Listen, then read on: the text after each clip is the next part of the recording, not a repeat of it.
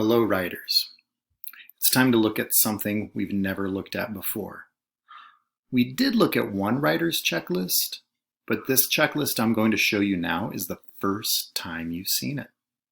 It's long, and there's a lot of things to look for. Families, this writer's checklist with more information on it is in the worksheet resources. So go ahead and go click on that. You might want to open that up, put it in a different window on your computer so you can follow along. Or just watch what I'm going to show you here, and then you'll get the big idea. You know, writers write so readers can read. It's a big deal. If I write a story for you and you can't read it, maybe I didn't even write anything because you can't read it. Writing is amazing. It's a way to share your life and your stories with other people. Think about how many millions and billions of books have been written because people want to share their ideas. So let's go back to the very beginning. Whenever we write, we think. Then we tell your story. And then you make a plan. You write the story for everyone to read. Again, think. Tell your story. Make a plan. Write your story for everyone to read.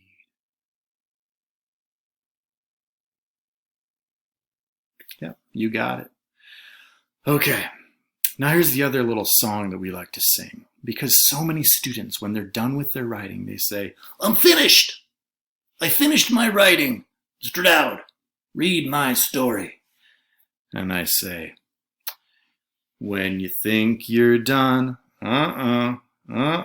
you've only just begun.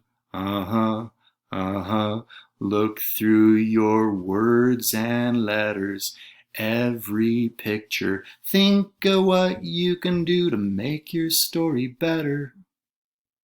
This is the way to help think about what you can do to make your story better. Okay. I think I sang part of that song wrong, but I'll sing it again a little bit later. Okay, the first thing at the top of this long pencil is picture match. When you look at what you wrote, does your picture match what you're writing about? If I'm writing about fairyland, should my picture be a picture of a grocery store?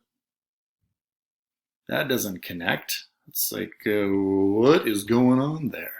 You need to check to see if your pictures match your words. Word match. Do the words that you wrote match your idea? Will you make a plan about your sentence? What sentence are you going to write? Think about it first. How many words is it going to be? And then check your words. Make sure your words match your idea.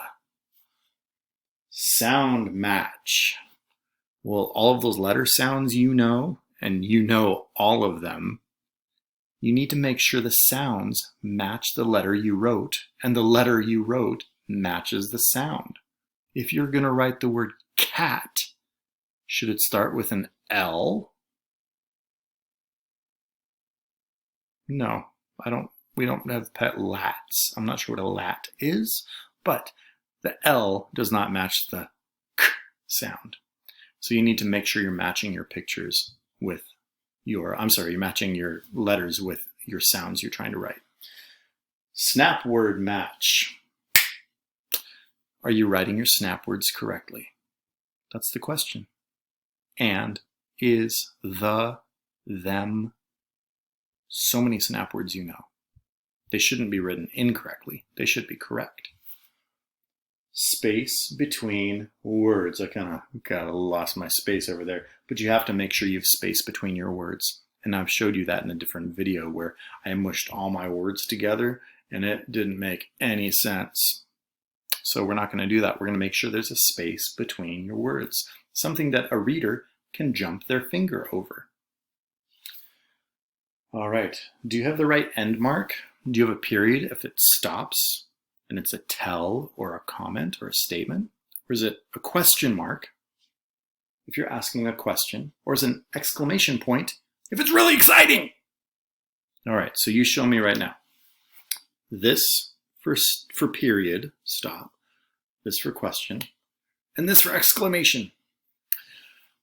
I went to the grocery store and I bought food to make tacos. It's a period. Okay, what have I said? I am so excited to make tacos with my daughters tonight. I'm so excited to make tacos. I usually am. I love tacos. Or how about this one? Excuse me, do you have any salsa? Do you? Do you? Do you? Yeah, it's a question, so that should end with a question mark. Make sure you have an end mark, because that tells a reader when to stop reading and what kind of sentence it is. Letters. Make sure they're not backwards. No backwards letters. That's the big idea. Check. Make sure your P's are going the right direction.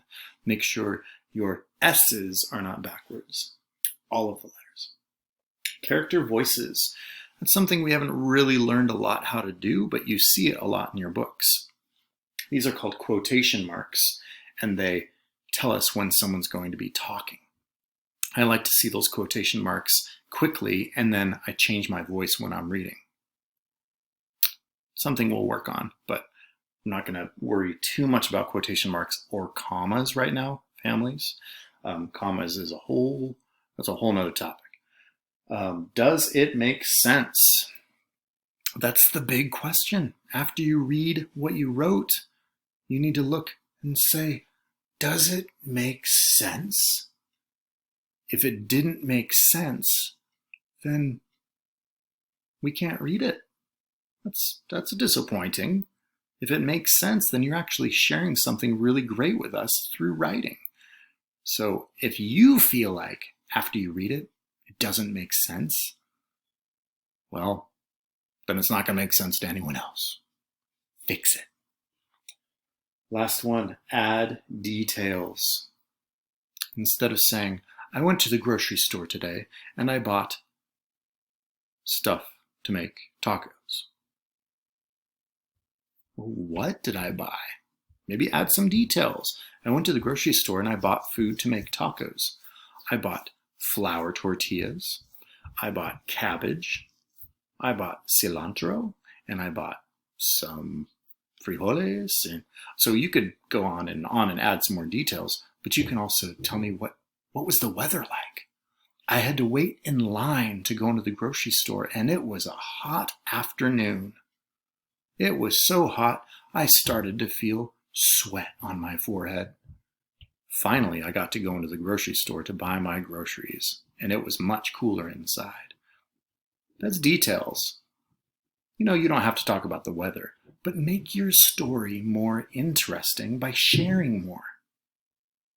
It's a great way to make your pretty good story really great. All right, so go ahead and check out that writer's checklist. It looks like a pencil. Again, it's up there in the writers or in the worksheet resources page in this website, and you can check to see all the details. Now, there's a lot of space in between these boxes on that because Ms. Schreiner and I actually drew some really amazing pictures in there. We just don't have those pictures to show you. But if you understand the idea, and families, you can actually draw your own little pictures to help your child understand what each of those mean. All right, writers, your job is to use this writer's checklist all the time. When you think you're done, you've only just begun. Look over your words and pictures, every letter. Think of what you can do to make your story better. Isn't that a cool little song Ms. Schreiner wrote? I don't know what we'd do without her. So, writers, you're going to continue writing. You're going to look over what you wrote. Use the checklist. Got it? Writers, I can't wait to see what you're writing. Good work.